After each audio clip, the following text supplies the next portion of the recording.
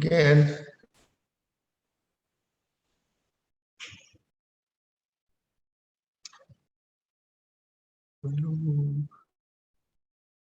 Okay. Hello again. How is everyone? Let me see, what do I do? There. So here we are again. Hi, Bita. Shusi and everyone else. So shall we, does everyone know that we're going to listen to the Dhammacaka Sutta now, chanted by the Sangha at Amaravati quarter? And what you're going to show the Pali or the English or both, or? I'm going to show both, but the chant is in Pali. Chants in Pali, yeah. So how about that? How about we listen to that? That's the sutta that we're both celebrating in sense of gratitude and honoring in a sense of practice, and then reflecting upon as a vehicle. So, Bita, if you want to play that.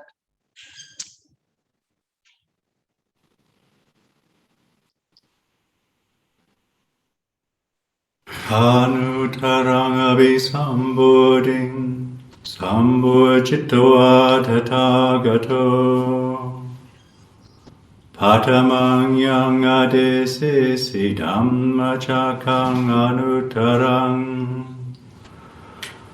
sammadeva pavatendo lokeya pativatiyang Yathakatha upoanta patipati chamajima Chatusarya sachisu visudham jnanadasanam Desitang dhammarajena samma sambuddhikitanam Namena visudham sudham dhammacaka pavatanam Veya karanapatena sangitang tang banamase.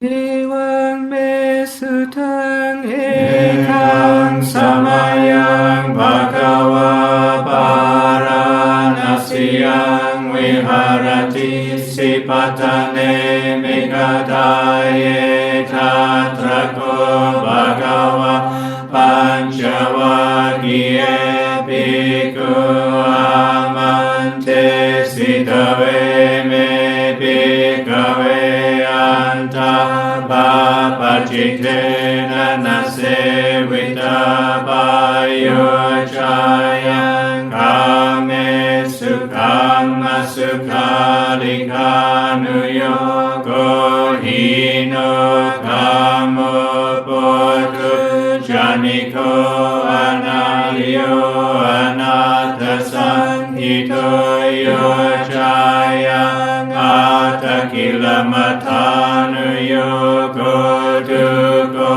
analiyo anata sanghito etete bhikkhave upo ante anupakhamma majjhima patipata Tathagathena abhisambuddha cakukarani jnanakarani upasamaya abhinyaya sambuddhaya nibbānaya samvatati khatama chasa bhikkhave majjhima patipata Tathagathena abhisambuddha cakukarani jnanakarani upasamaya abhinyaya sambuddhaya nibbānaya samvatati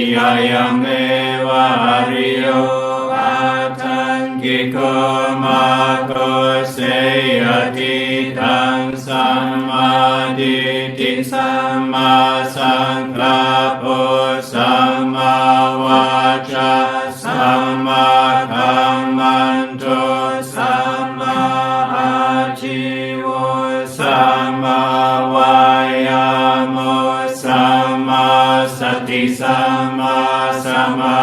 ติอายังโคสาภิกขเวมัชฌิมาปฏิปทาตถาคเตนะภิสัมพุทธาจักขุกรณีญาณกรณีอุปสัมมายะอภิญญายะสัมพุทธายะนิพพานายะสังวัฏติอิทังโคปนะภิกขเวทุกขังอริยสัจจังชาติปิทุกขังชราปิทุกขังมรณังปิทุกขังโสกปริเทวทุกขโทมนัสสุภายาสาปิทุกขาอัปปิเยหิสัมปโยโกทุกโขปิเยหิวิปโยโก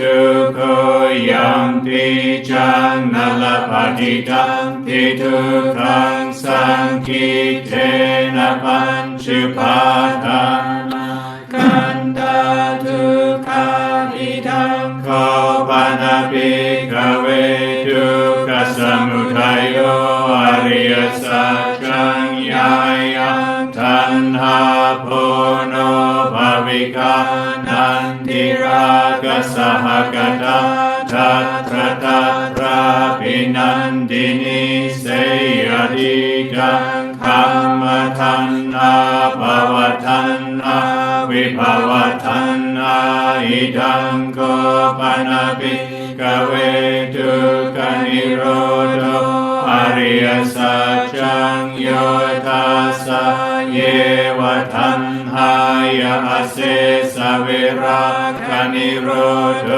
จาโกปฏิเนสาโกมุทิยนาลายโยอิทังโกปนะภิกขเวทุกขนิโรธกามินิปฏิปทาอริยสัจจังอายเมวะอริโยอัตถังกิโกมาโคเสยดิทังสัมมาทิฏฐิสัมมาสังกัปปะสัมมาวาจาสัมมากัมมันโตสัมมาอาชีวสัมมาวายามะสัมมาสติสัมมาสมาธิทังทุกขังอริยสัจจันติเมภิกขเวปุเปอนันตุสุเตสุธัมเมสุจักขุอุตตปาทิญาณังอุตตปาทิปัญญาอุตตปาทิวิชชาอุตตปาทิอาโลโกอุตตปาทิธังโกปนิทังทุกขังอริยสัจจังปริญเยยันติเมภิกขเวปุเปอนันตุสุเตสุธัมเมสุจักขุอุตตปาทิญาณังอุตตปาทิปัญญาอุตตปาทิวิชชาอุตตปาทิอาโลโกอุตตปาทิธังโกปนิทังทุกขังอริยสัจจังปริญญาทันติเมภิกขเวปุเปอนันตุสุเตสุธัมเมสุ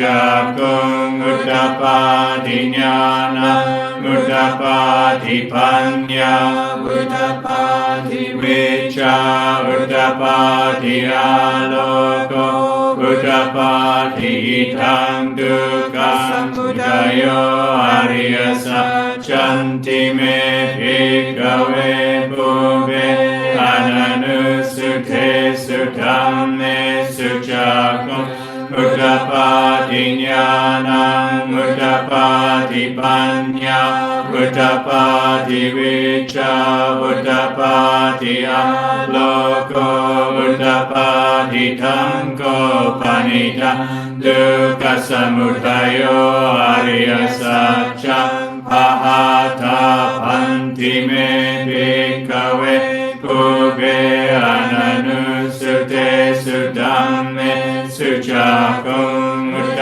ปาทิญาณังอุตตปาทิปัญญาอุตตปาทิวิชชาอุตตปาทิอาโลโกอุตตปาทิทังโกปนิทังทุกขสมุทัยโยอริยสัจจังอหัยนันติเมภิกขเวภูเปอนันุสุเทสุธัมเมสุจักขุงอุตตปาทิญาณังอุตตปาทิปัญญาอุตตปาทิวิชชาอุตตปาทิอาโลโกอุตตปาทิอิทังทุกขนิโรธอริยสัจจันติเมภิกขเวภูเปอนันุสุเทสุธัมเมสุจักขุงอุตตปาทิญาณังอุตต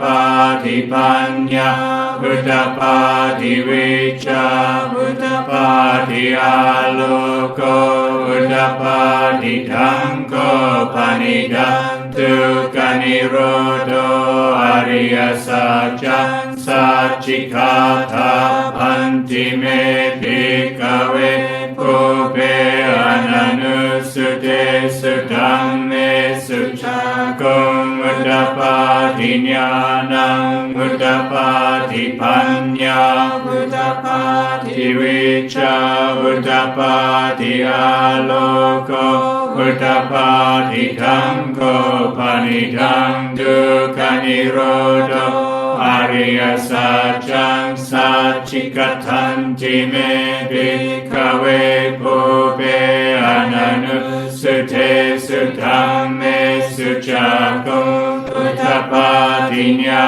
ณังอุตตปาทิปัญญาอุตตปาทิวิชชาอุตตปาทิอาโลโกอุตตปาทิอิทังทุกขนิโรธกามินีปฏิปทาอริยสัจจันติเมภิกขเวภูเปอนันุสุเทสุธัมเมสุจักขุงอุตตปาทิญาณังอุตตปาทิปัญญาอุตตปาทิวิชชาอุตตปาทิอาโลโกอุตตปาทิทังโกปนิทังทุกขนิโรธกามินีปฏิปทาอริยสัจจังภเวทาพันติเมภิกขเวภูเปอนันุสุเทสุธัมเมสุจักขุงอุตตปาทิญาณังอุตตปาทิปัญญาอุตตปาทิวิชชาอุตตปาทิอาโลโกอุตตปาทิทังโกปนิทังทุกขนิโรธกามินีปฏิปทาอริยสัจจังภาวิทันติเมภิกขเวภูเปอนันุสุเทสุธัมเมสุจักขุงอุตตปาทิญาณังอุตตปาทิปัญญาอุตตปาทิวิชชาอุตตปาทิอาโลโกอุตตปาทิยาวคีวันชเมภิกขเวหิเมสุจตุสุอริยสัจเจสุเอวันติปริวัฏังตวัตสักการังยถาพุทธังญาณทัสสนังนัสสุวิสุทธังอโหสิเนวตาวาหังภิกขเวสัทเทวเกโลเกสมาระเกสัพพะมะเกสัสมณพรหมณียปัจจายสเตวมนุสายอนุตตรังสัมมาสัมพุทธิอภิสัมพุทโธปัจจัญญาสิยโทจักโขเมภิกขเวอิเมสุจตุสุอริยสัจเจสุเอวันติปริวัฏังตวัตสักการังยถาพุทธังญาณทัสสนังสุวิสุท สิอัฏฐาหังบิกเวสเทวเกโลเกสัมมาระเกสัพพะมะเกสัสมณพระมณียาปจายสเทวมนุสายอนุตตรังสัมมาสัมพุทธิงอภิสัมพุทโธปัจจัญญาสิกญาณัญจปนเมธัสสนังมุตตปาทิยคุปาเมวิมุตติอายมันติมาจาตินาทิธานิปุนาภาวติธัมมโวจะภควาธรรมนาปัญจวัคคียภิกขุภะคะวะโตปัสสิทังอภินันตุงอิมัสสมิงจะพนเวยากรณัสสมิงอัญญมันเนอายสมโตคันดัญญาสวิรจังวิธรรมลังธัมมจักขังอุตตปาทิยังกินจิสมุทัยธัมมังสัพพันธังนิโรธธัมมันติภาวติเทชะภะคะวะทาธัมมจักเกภูมาเทวาสาธรรมนุสาเวสุงเอตังภะคะวะตาปาราณสียังอิสิปัฏฐาเนมิกตายอนุตตรังธัมมจักขังภาวติทังอาปฏิวัติยังสัมมาเนนะวะพระมเนนะวะเทเวนะวะมาเรนะวะพระมุนาวะเกนะจิวะโลกสมิงติภูมานังเทวานังสาทังสุตวะชาตุมหาราชิกาเทวาสาธรรมนุสาเวสุชาตุมหาราชิกานังเทวานังสาทังสุตวะทาวทิงสาเทวาสาธรรมนุสาเวสุทาวทิงสานังเทวานังสาทังสุตวะยามาเทวาสาธรรมนุสาเวสุยามานังเทวานังสาทังสุตวะทุสิทาเทวาสาธรรมนุสาเวสุทุสิทานังเทวานังสาทังสุตวะนิมมานารติเทวาสาธรรมนุสาเวสุนิมมานารตินังเทวานังสาทังสุตวะปรณิมิตวสวัตติเทวาสาธรรมนุสาเวสุปรณิมิตวสวัตตินังเทวานังสาทังสุตวะพระมคายิกาเทวาสาธรรมนุสาเวสุเอตังภะคะวะตาปาราณสียังอิสิปัฏฐาเนมิกตายอนุตตรังธัมมจักขังภาวติทังอาปฏิวัติยังสัมมาเนนะวะพระมเนนะวะเทเวนะวะมาเรนะวะพระมุนาวะเกนะจิวะโลกสมิงติอิทิหะเทนะคะเนนะเทนะมุเทนะยาวะพระมโลกาสาโตอาปุกาจิอายัญจตัสสะสหัสสิโลกธาตุสังคัมปิสัมปะกัมปิสัมภเวทิยาปมาโนชะโหลาโรโอปัสโสโลเกปัตุระโหสิอติกาเมวะเทวานังเทวานุภาว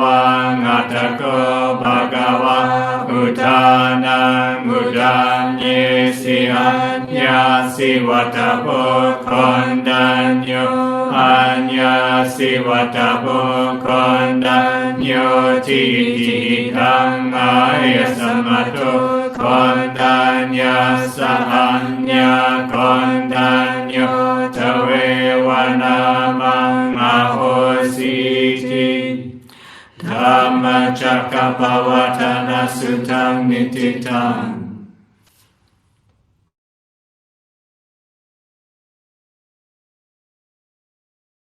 You were here in the earlier session this morning or this evening. I was talking about, I kind of laid out the Four Noble Truths in a briefish kind of way.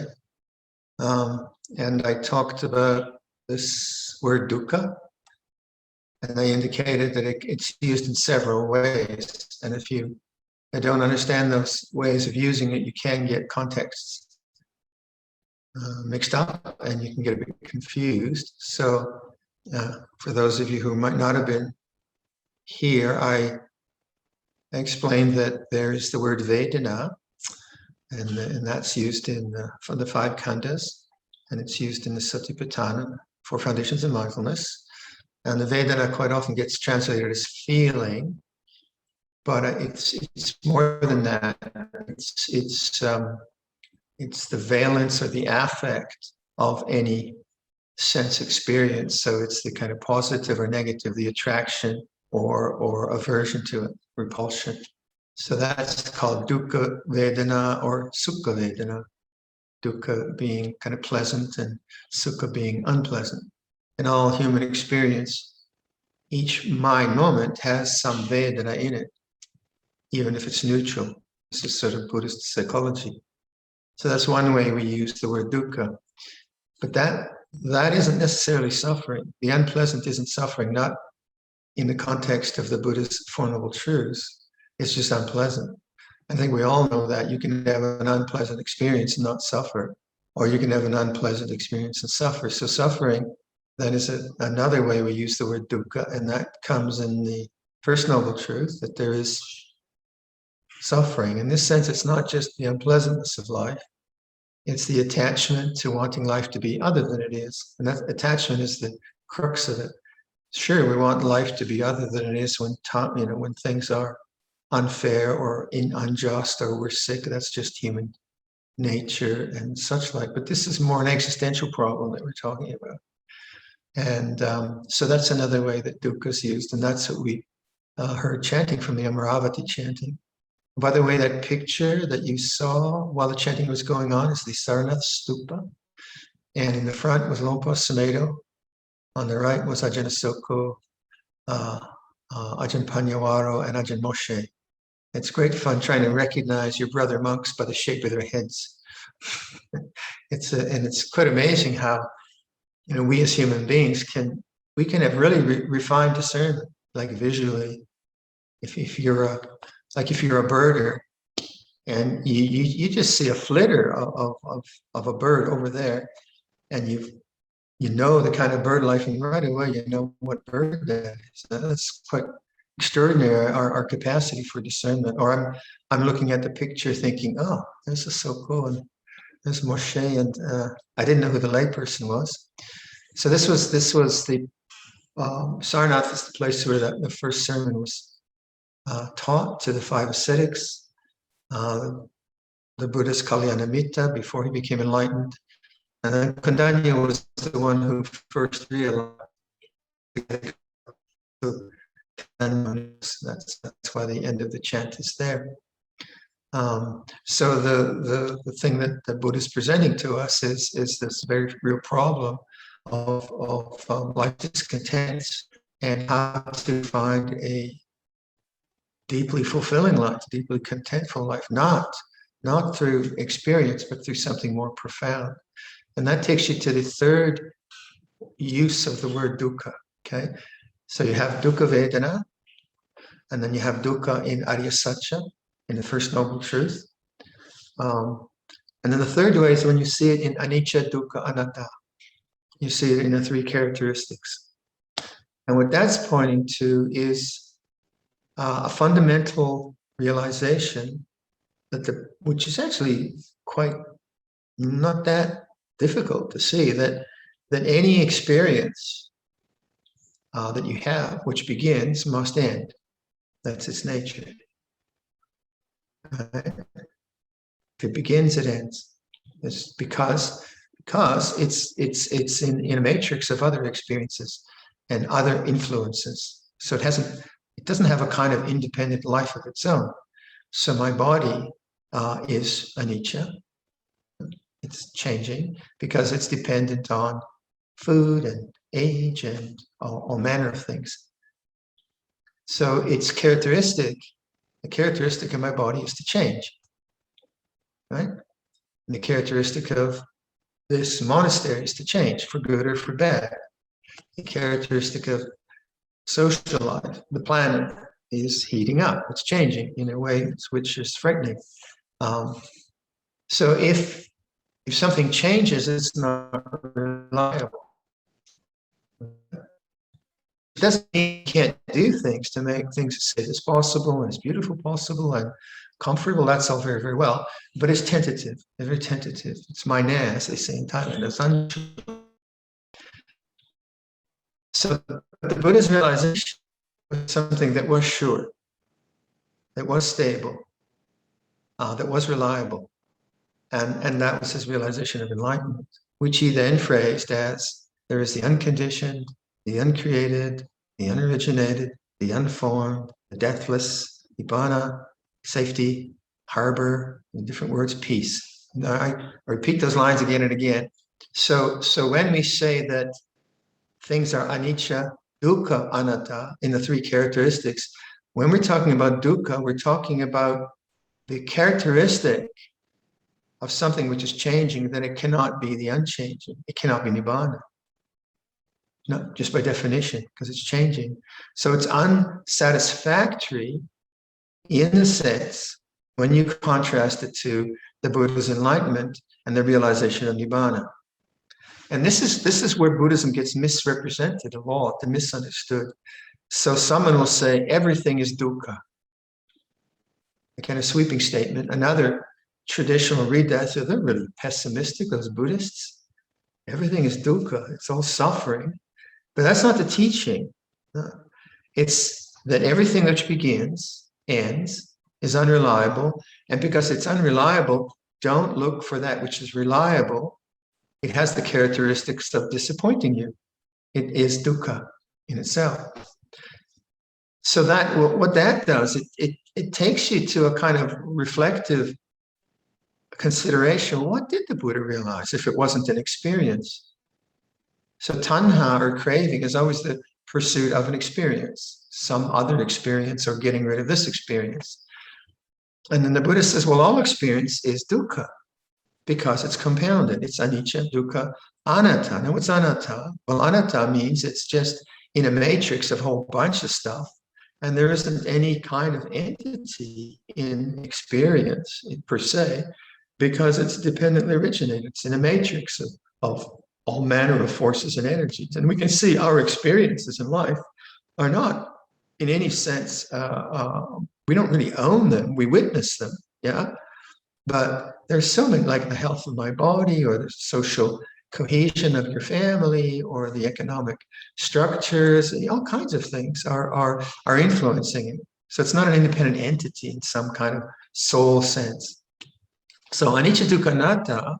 So the dukkha part is very important to look at, because what it's asking you to do is to not look for the transcendent realization, for the deepest peace in the heart around things which are not inherently peaceful. That's what dukkha as a characteristic, dukkha lakkhana we call it.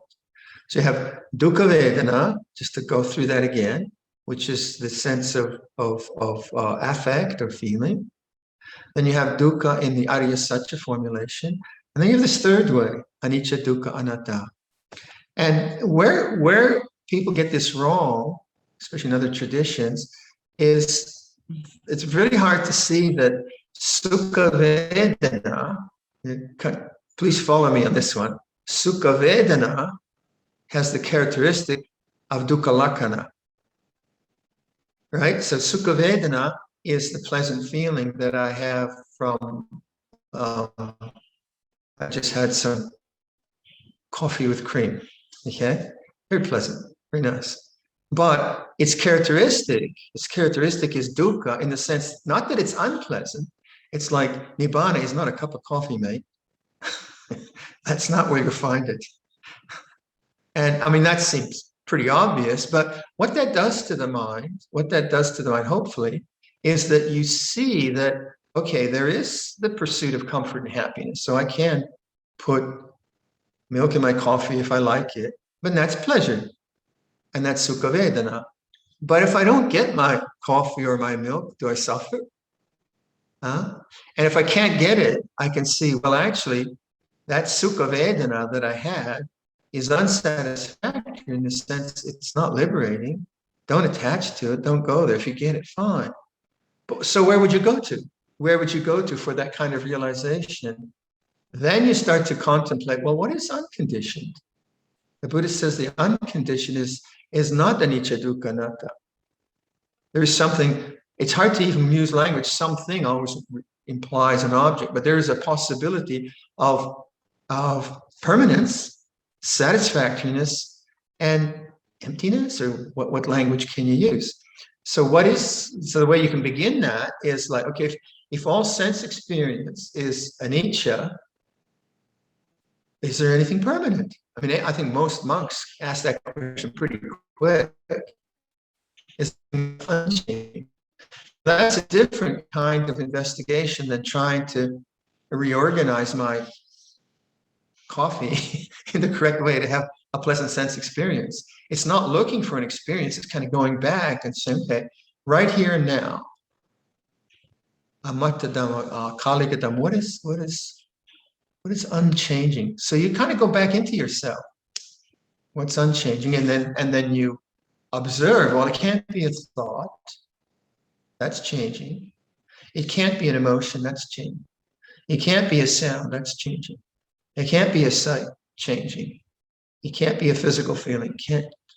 Can't be a smell. Can't be a taste. Can't be a society. You're kind of reduced to, well, it can't be anything external. Can't be an object. And what that does, that is the first step of renunciation. Renunciation not as a particular lifestyle, but as a looking or a searching or reflecting on, where do I need to look to understand the Buddha's liberation? Where do I need to look? Well, I can't look outside. I can't look at the senses. I can't look at the five khandhas because they're all anicca dukkha anatta. They rise and they cease, and they're unsatisfactory because they're not stable. They're not unhappy necessarily, not happy necessarily, but that's not where you look. So you begin to differentiate the difference between social comfort and harmony. These are all good things, but they're not a refuge. They're not reliable. And yet you work all you can to create a harmonious society. You do everything you can to make it a better place to live in for you and your loved ones. Because what else would you do? That's the only kind of reasonable, intelligent thing to do. But that's the social project. That's the bodhisattva project. That's what you do as a human being in your vocation and family. But then the other project of spirituality and inquiring into what did the Buddha realize becomes this insight that it can't be an experience. So that takes you back into the contemplation of anicca as a perspective, as a sati practice, or anicca sanya. So you begin to just like take something like sound and you abide in the perception that is changing. Okay. Now, what are you doing? What are you doing? Now you're not chasing a sound or analyzing a sound or rejecting a sound. You're stepping back into your consciousness and you're noticing that which changes.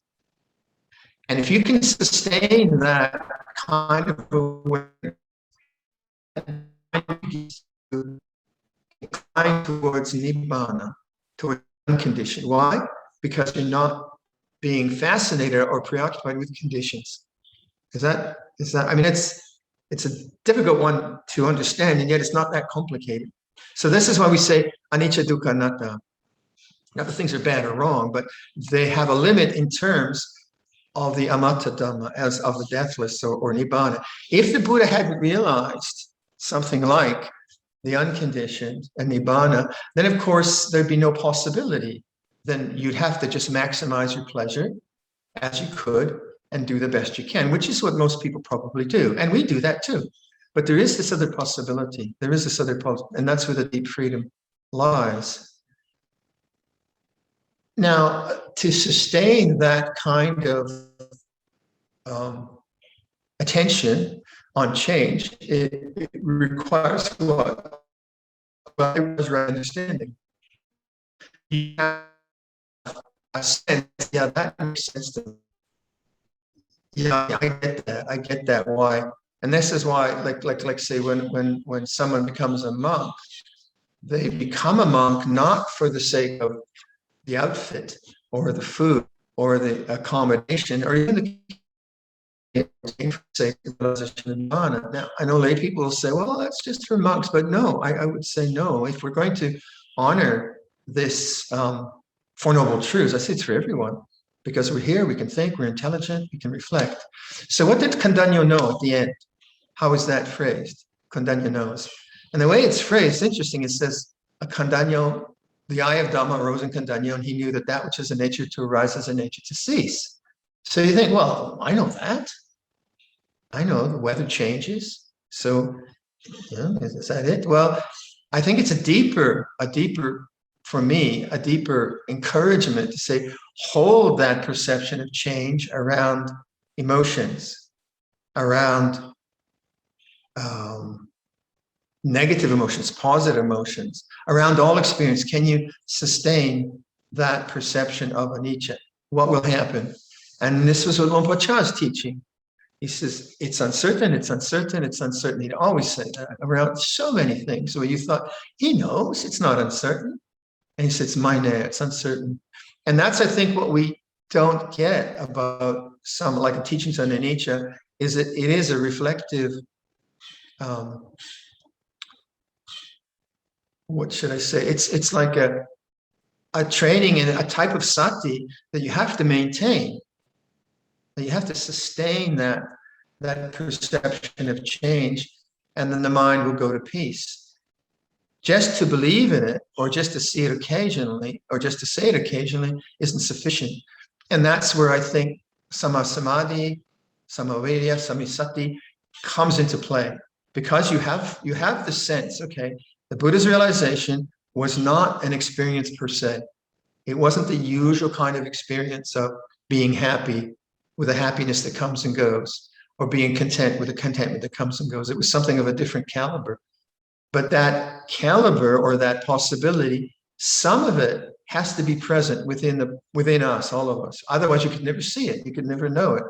And that little bit of it, of the Buddhist realization, is awareness. So we say awareness is the gateway to his realization. So how could you sustain that type of awareness? Then you'd have samasati. And samasati would be the sustaining of a perception, not just not tripping over the wires here, or not spilling your food on the carpet or something. Much more than that. Much more than that. But it would be like you'd have a kind of understanding. Okay, if the Buddha is right, and all experience is anicca, dukkha, anatta, then what do I need to do? I contemplate. So what's unchanging? I said, I have to stop. I have to stop going out. I have to look. I have to let go of desire. Desire is always that which is looking for something. Non-desire is how it is now.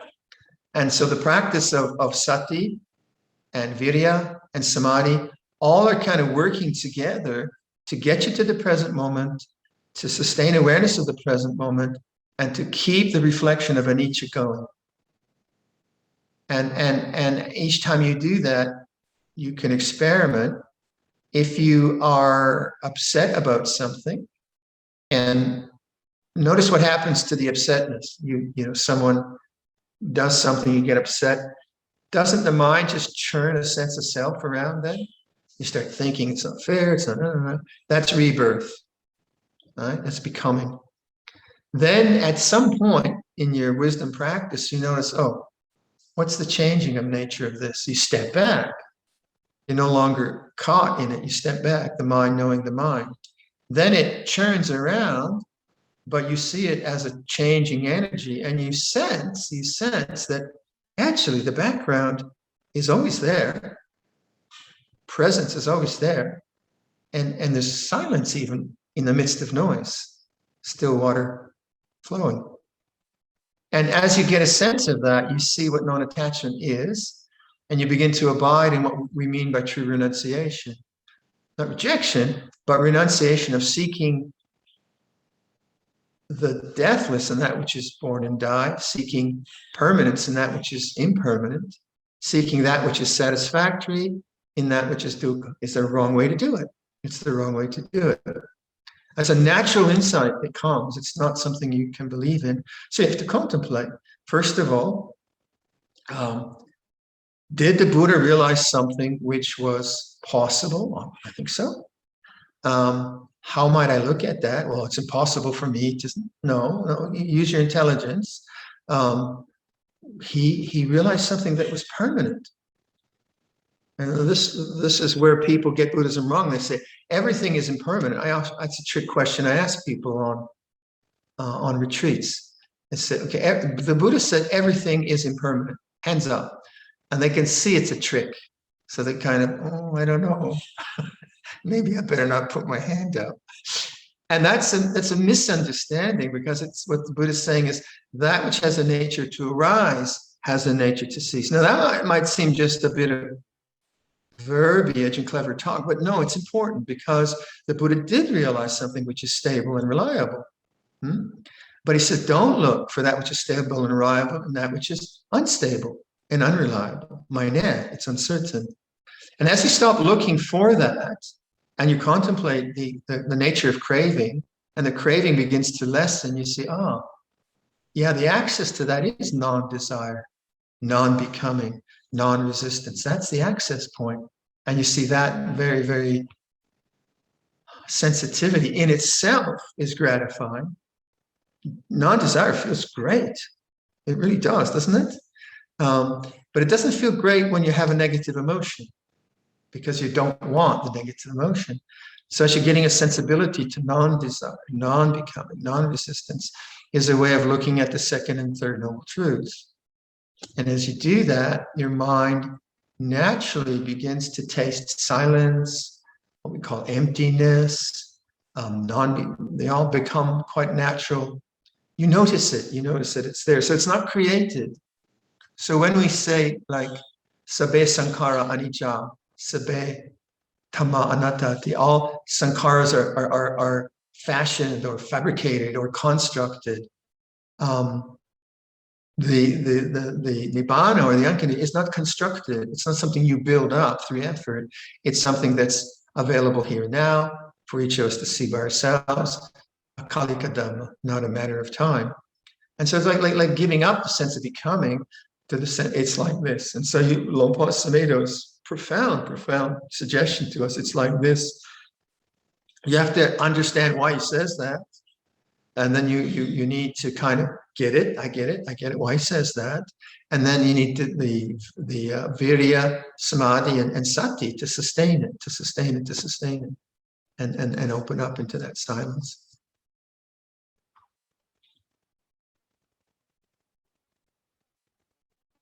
So I could go on and on, but I don't know what I'm going to go on and on about. I'm kind of talked out. I've been talking for a week. But it's a really again, I'm a pragmatic guy. I like tools. I like making things, and so the pragmatism of this teaching is that you unpack it for yourself. You look at those words in that sutta, and then you kind of, well, why does Kondanyo? Why does he get it? What do they say about that? What does he get? and you think you get flames coming out of his head or whatever, something like that. So then you start to look for some kind of psychedelic experience. I think that's one of the errors I made as a young monk, because I had indulged in psychedelics when I was a university student and lost a few brain cells on the way. But I thought that, like, whatever Condaño realized must have been like that. Wow, and maybe it was, but I think there's a kind of more subtle possibility, and that's where he just, oh yeah, I get it. It's the aso kind of thing. I get it. As long as I'm chasing the unsatisfactory, the experiences of life, I cannot notice that which is stable and reliable. And then the other four also realized with the Anatta Lakkhana Sutta. So that characteristics of anatta, that's also can be misread or misunderstood. So anicca, dukkha, anatta. So this is the three lakkana, the three characteristics. So the trick question I ask people, I say, the Buddha said there's no self. And everyone sort of, oh, it's another trick. Here he goes again. And, well, maybe. And that's also not how it's phrased. Again, it's phrased that which has a nature to arise, has a nature to cease. And because it's changing, you can't find any essence in it. No essential ego or self in it. If he would have said there's no self, it would sound like there's nothing. But you're sitting here, there's something going on, right? Right?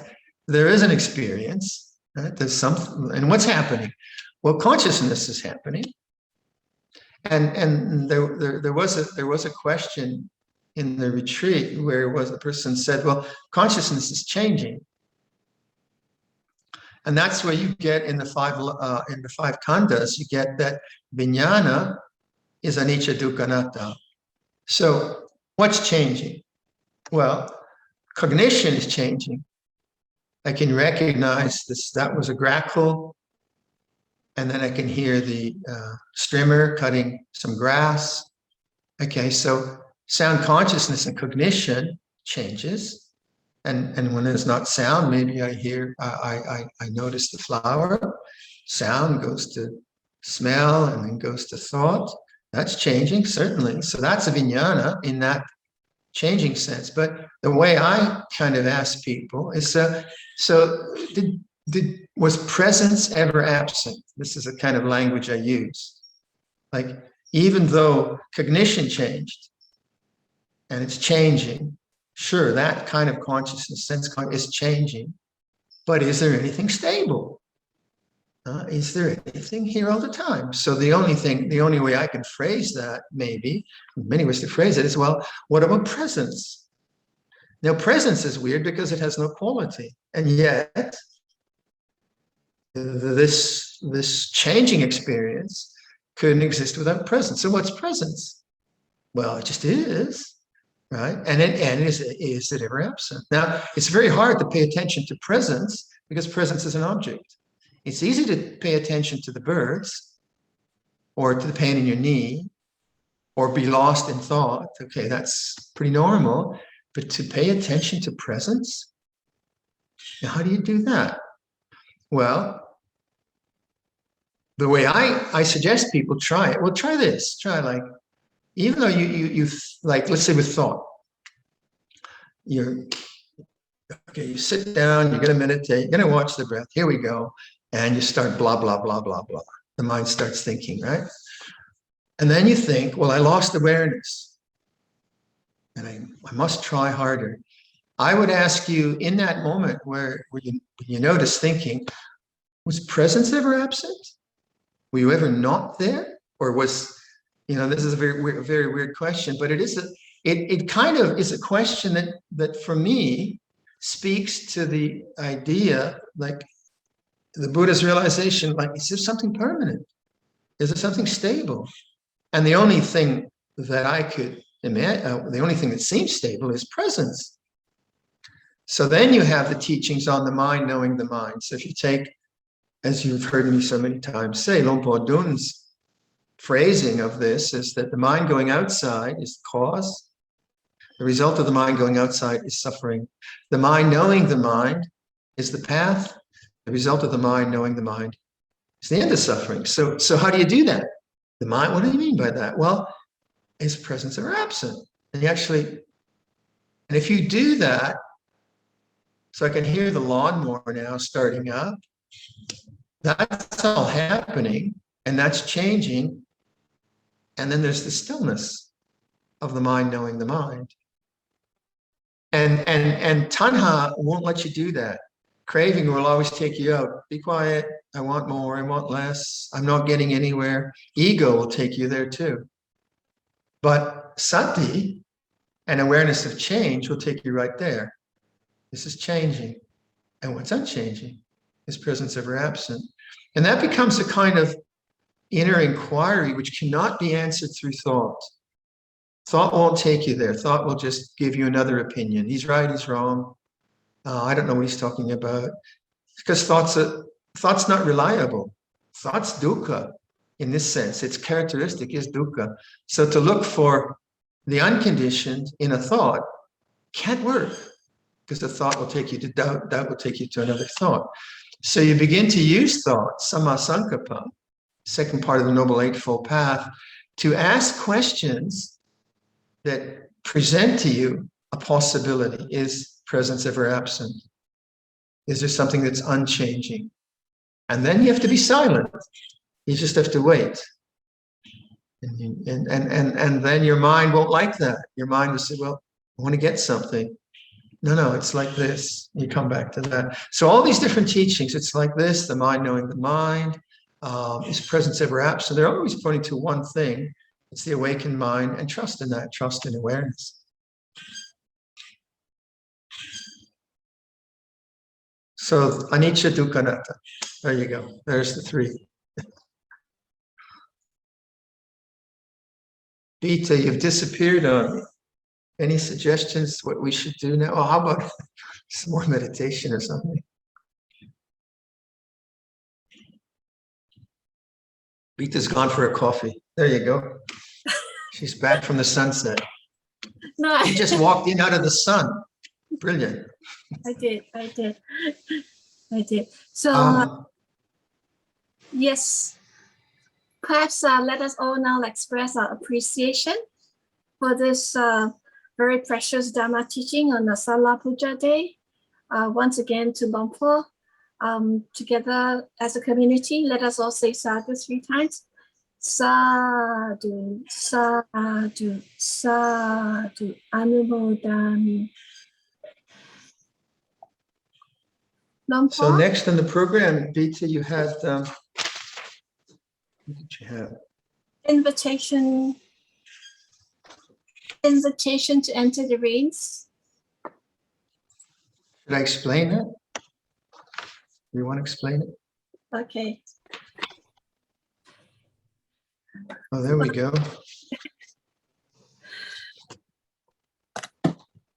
Throughout the year, during the whole pandemic situation, it has all reminded us of the Four Noble Truths and the living with anicca, dukkha, and anatta. Many people around the world have been severely affected, but I found refuge here with you, Luang Por, and many good teachers in this online Dhamma hall. This setting has allowed many people to come together to learn and to sustain their practice, as well as to receive guidance. On this very precious occasion, on Asalha Puja, we'd like to invite the monks, the Sangha of Tisarana, to enter the rains retreat, the Vassa, and take on the path of determination in accordance to the Vinaya. We as lay people have tremendously benefited from the good practice that you have accumulated. And as we have been inspired, we'll also like to take the opportunity as a lay community to increase our efforts in our practice so that our minds can improve and that we may also experience a greater sense of well-being. And at this moment, we'd like to begin by asking forgiveness from Ajahn Viradhammo and all the Sangha. With permission, Luang, if we may proceed to ask for permission to seek forgiveness. Yes. So, brothers and sisters at home, if you have prepared offerings of flowers and requisites, may you please hold them in your hands right now. I disappeared to take this, Luang. You'd be the representative for everyone. Yes, that's right. So, thank you.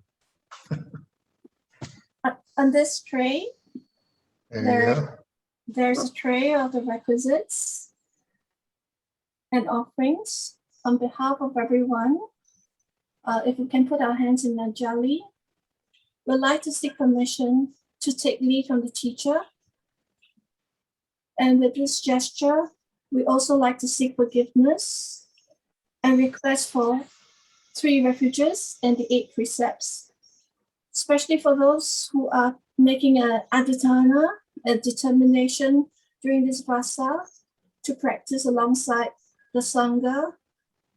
With this determination that we make, may we continue to sustain the fountain of Dharma within our hearts and use that for the benefit of our well-being as well as the well-being of everyone. So,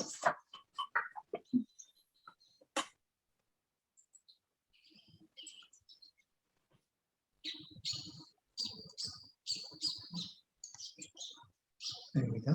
brothers and sisters, with our palms together, can we please bow 3 times and then we'll recite the Namo Tassa and continue to put your palms in Anjali, and you can stay in a prostrated position as we recite the asking for forgiveness.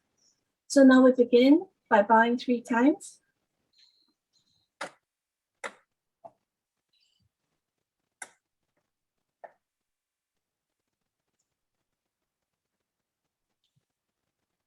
Let us all now recite Namo Tassa. Namo Tassa Bhagavato Arahato Samma Sambuddhassa. Namo Tassa Bhagavato Arahato Samma Sambuddhassa. Please repeat. Mahatere Pamadena Dvaratayena Katam Sabang Aparadam Kamatuno Bante. Mahatere Pamadena Dvaratayena Katam Sabang Aparadam Kamatuno Bante. Mahatere Pamadena Dvaratayena Katam Sabang Aparadam Kamatuno Bante. Aham kamami tumhe hipime kamitapam. Kama Bante. Bhavatu sabha mangalang rakantu sabha devata sabha buddha sabha dhamma sabha sankha anubhavena sada soti bhavantu te. Let us all now rejoice by saying sadhu 3 times. Sadhu, sadhu, sadhu.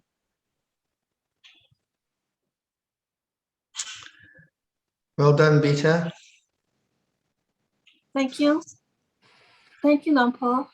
May we now request the 3 refuges and the 8 precepts, please.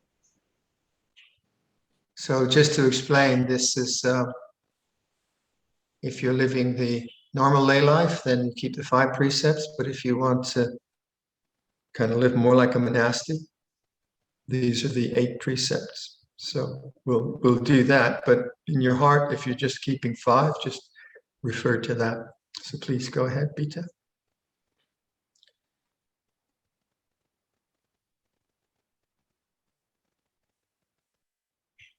Mayam Bante Tisarana Saha Atta Silani Yachama Dutiyampi Mayam Bante Tisarana Saha Atta Silani Yachama Tatiyampi Mayam Bante Tisarana Saha Atta Silani Yachama. Namo tassa bhagavato arahato samma sambuddhassa. Namo tassa bhagavato arahato samma sambuddhassa. Namo tassa bhagavato arahato samma sambuddhassa. Namo tassa bhagavato arahato samma sambuddhassa. Namo tassa bhagavato arahato samma sambuddhassa. Namo tassa bhagavato arahato samma sambuddhassa. Buddhang saranang gacchami. Buddhang saranang gacchami. Dhammang saranang gacchami. Dhammang saranang gacchami. Sanghang saranang gacchami.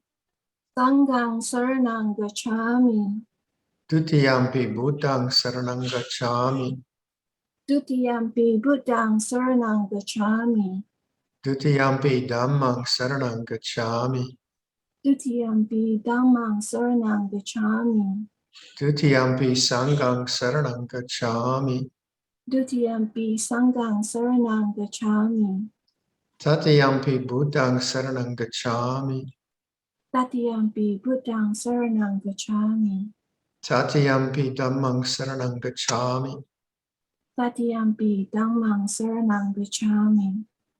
Tatiyampi sanghang saranang gacchami. Tatiyampi Sanghang saranang gacchami. Tisarana gamanam nititang. Amma Bante. Panatipata veramani sikapadang samadhiyami. Panatipata Veramani Sikkhapadang Samadhiyami. I undertake the precept to refrain from taking the life of any living creature. I undertake the precept to refrain from taking the life of any living creatures. Adinadana veramani sikapadang samadhiyami. Adinodana Veramani Sikkhapadang Samadhiyami. I undertake the precept to refrain from taking that which is not given. I undertake the precept to refrain from taking that which is not given. Brahmacharya veramani sikapadang samadhiyami. Brahmacharya Veramani Sikkhapadang Samadhiyami. I undertake the precept to refrain from any kind of sexual activity. I undertake the precept to refrain from any kind of sexual activity. Musavada veramani sikapadang samadhiyami. Musavada Veramani Sikkhapadang Samadhiyami. And take the precept to refrain from false and harmful speech. I undertake the precept to refrain from false and harmful speech. Surameraya majapamadhatana veramani sikapadang samadhiyami. Surameraya Majapamadhatana Veramani Sikkhapadang Samadhiyami. I undertake the precept to refrain from consuming intoxicating drink and drugs which lead to carelessness. I undertake the precept to refrain from consuming intoxicating drink and drugs which lead to carelessness. Vikala bhojana veramani sikapadang samadhiyami. Vikala Bhojana Veramani Sikkhapadang Samadhiyami. I undertake the precept to refrain from eating at inappropriate times. I undertake the precept to refrain from eating at inappropriate times.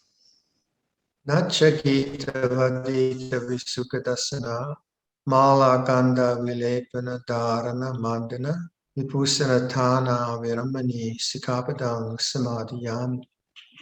Nacha Gita Vaidita Visukha Dasana Mata Ganda Vilapana Dharanana Nadana Vibhu Sanatana Veramani Sikapadang Samadhiyami. And take the precept to refrain from entertaining beautification and adornment. I undertake the precept to refrain from entertainment, beautification, and adornment. Uchasayana Mahasayana Viramani Sikapadang Samadhiyami. Ucha Sayana Maha Sayana Veramani Sikapadang Samadhiyami. And take the precept to refrain from lying on a high luxurious sleeping place. I undertake the precept to refrain from lying on a high or luxurious sleeping place. Imani Yatasikapadani Samadhiyami. Imani Atta Sikapadani Samadhiyami. Imani Atta Sikapadani Samadhiyami. Imani Atta Sikapadani Samadhiyami. I undertake these 8 precepts. Imani Yatasikapadani Silina Sukatinyanti Silina Boga Sampata Silina Niputinyanti Tasama Silam Visotaye. Sadhu, sadhu, sadhu. Let's all now bow 3 times.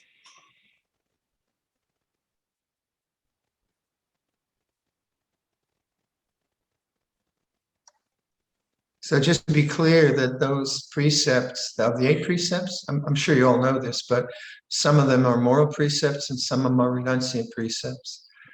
So that, the one on adornment, it's not morally reprehensible to put on earrings. For a monk, it would look weird. But so remember that like the 8 precepts are a kind of pattern that have been developed for retreats and monasteries to simplify life. But then the 5 precepts are the moral precepts that we try to live by. And then the others, the kind of additions like celibacy and non-entertainment, are just to make life more and more simple. And that you can usually only do in the context of a retreat or a monastery. Hard to do in family life. Okay, that's good. And what else we got, Beta? That's it. That's it. Ça suffit, We covered everything. Yes. Blessings, and then we can chant the Buddha's words on loving kindness and sharing of merits and aspirations. Right, we got that on the screen. Got that. Coming. You're very good at this, Beta. We're all really grateful to you. So let's chant this together.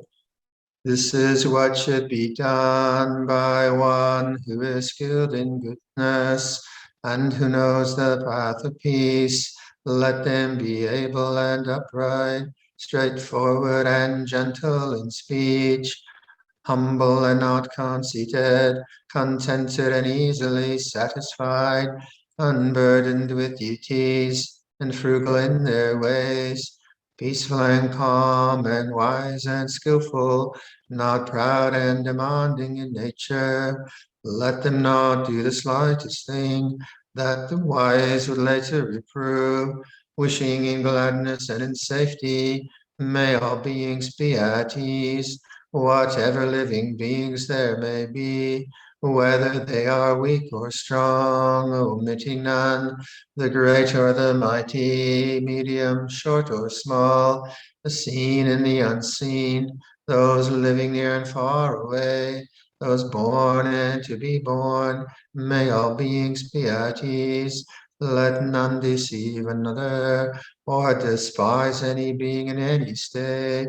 Let none through anger or ill will wish harm upon another, even as a mother protects with her life her child, her only child. So with a boundless heart should one cherish all living beings, radiating kindness over the entire world, spreading upwards to the skies and downwards to the depths, outwards and unbounded, freed from hatred and ill will, whether standing or walking, seated or lying down, free from drowsiness. One should sustain this recollection. This is said to be the sublime abiding, by not holding to fixed views, the pure-hearted one, having clarity of vision, being freed from all sense desires, is not born again into this world.